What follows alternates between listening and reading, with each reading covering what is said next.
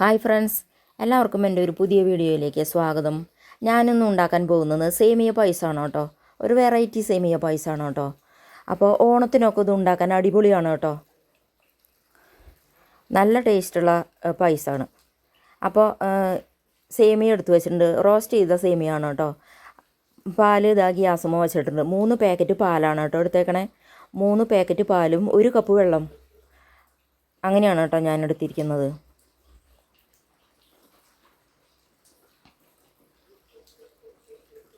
പാല് നന്നായി തിളയ്ക്കണ വരെ ഇങ്ങനെ ഇളക്കി കൊണ്ട് നിൽക്കണം കേട്ടോ. ഇളക്കിയില്ല എന്നുണ്ടെങ്കിൽ പാട കിട്ടും. പാട കെട്ടാണ്ട് ഇങ്ങനെ ഇളക്കണം.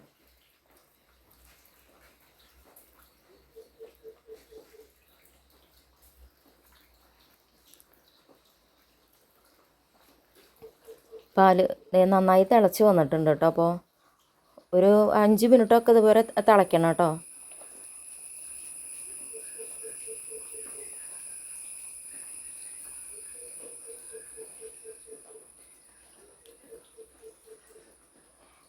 നന്നായി തിളച്ച് കഴിഞ്ഞാൽ നമുക്ക് സേമിയ മതിലേക്ക് ഇട്ട് കൊടുക്കാം കേട്ടോ.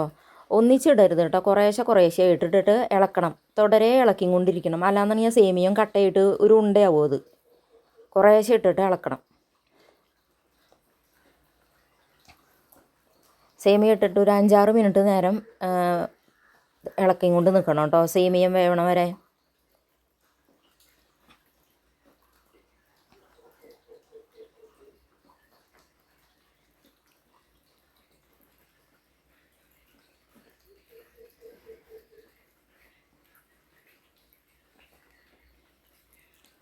സേമിയം വെന്തിട്ടുണ്ട് കേട്ടോ. വെന്ത് കഴിഞ്ഞാൽ നമുക്ക് പഞ്ചസാര ഇട്ട് കൊടുക്കാം കേട്ടോ.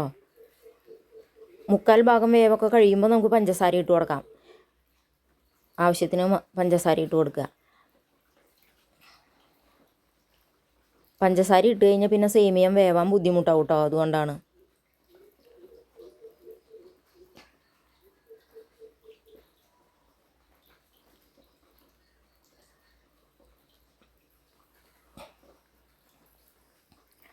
പഞ്ചസാര ഇട്ടിട്ട് ഒരു 5-6 മിനിറ്റ് നേരം തിളയ്ക്കണം കേട്ടോ.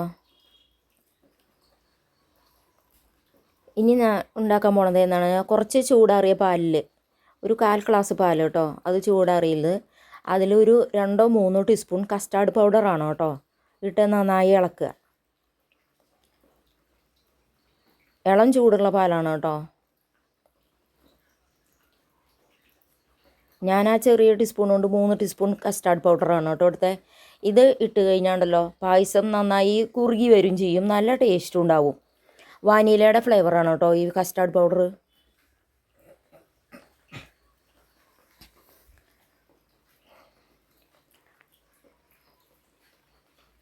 അപ്പോൾ ഇത് ഒഴിച്ച് കഴിഞ്ഞാൽ പായസം പെട്ടെന്ന് കുറുകും, നല്ല കട്ടിയാവും. നല്ല കട്ടി എന്ന് പറഞ്ഞാൽ ആവശ്യത്തിനുള്ള കുറുകി വരും. അടിപൊളി ടേസ്റ്റുമാണ് ഇത് ഇട്ട് പായസം ഉണ്ടാക്കി കഴിഞ്ഞാൽ.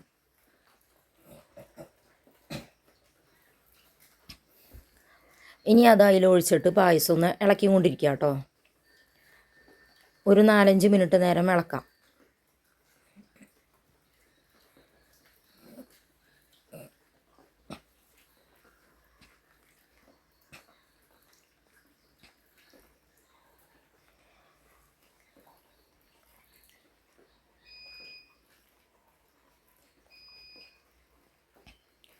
ഒരു 4-5 മിനിറ്റ് നേരം തിളയ്ക്കണം കേട്ടോ. ഇനി ഇതിലേക്ക് നമുക്ക് അണ്ടിപ്പരിപ്പും മുന്തിരിങ്ങയും നെയ്യിൽ വറുത്തെടുക്കണം കേട്ടോ. അതിനായിട്ട് ഞാനൊരു ചീഞ്ചട്ടി വെച്ചിട്ടുണ്ട് കേട്ടോ. ഇനി അതിലേക്ക് നെയ്യ് ഒഴിക്കണം.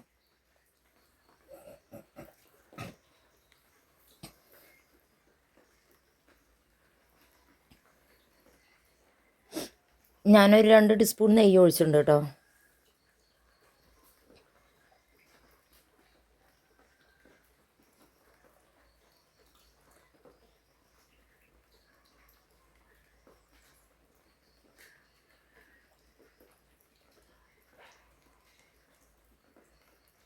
ഈ അണ്ടിപ്പരിപ്പും മുന്തിരിങ്ങയും അതിലിട്ട് കൊടുത്ത് നന്നായി ഒന്ന് ബ്രൗൺ നിറായി വരണ വരെ ഒന്ന് ഇളക്കണം കേട്ടോ.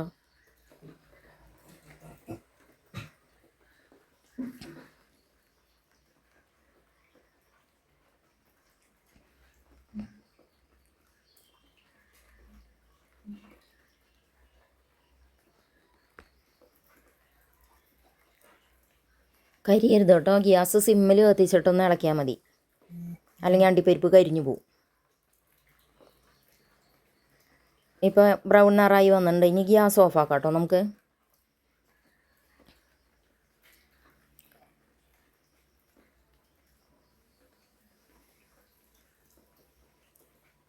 ഗ്യാസ് ഓഫാക്കി കേട്ടോ. പായസത്തിൻ്റെ 5 മിനിറ്റ് നേരം തിളച്ചു.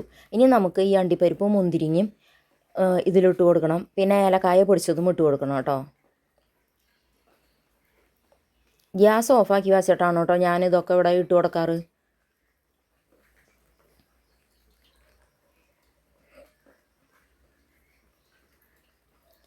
ഇനി ഏലക്കായ പൊടിച്ചത് ഇട്ട് കൊടുക്കണം കേട്ടോ. ഞാൻ ഏലക്കായും പഞ്ചസാരയും കൂടി പൊടിച്ചേക്കുന്നതാണ് കേട്ടോ. ഏലക്കായ തന്നെ മിക്സിയിലിട്ട് പൊടിക്കാൻ ബുദ്ധിമുട്ടാണ്. അപ്പോൾ കുറച്ച് പഞ്ചസാരയും കൂടി ഇട്ടിട്ട് പൊടിക്കും. ഇതും കട്ടയില്ലാണ്ട് ഒന്ന് നന്നായിട്ട് ഇളക്കി എടുക്കുക കേട്ടോ. ഒന്ന് നന്നായി ഇളക്കി മിക്സ് ചെയ്യുക.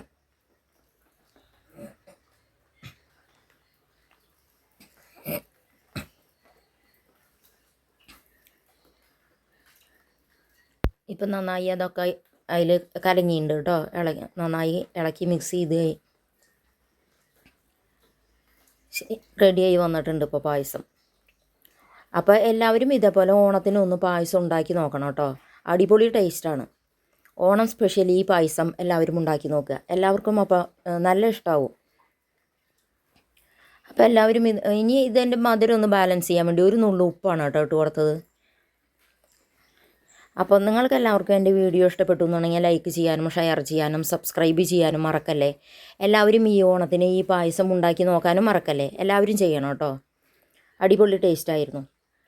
അപ്പോൾ അടുത്ത നല്ലൊരു വീഡിയോ ആയിട്ട് ഞാൻ പിന്നെ വരാം കേട്ടോ.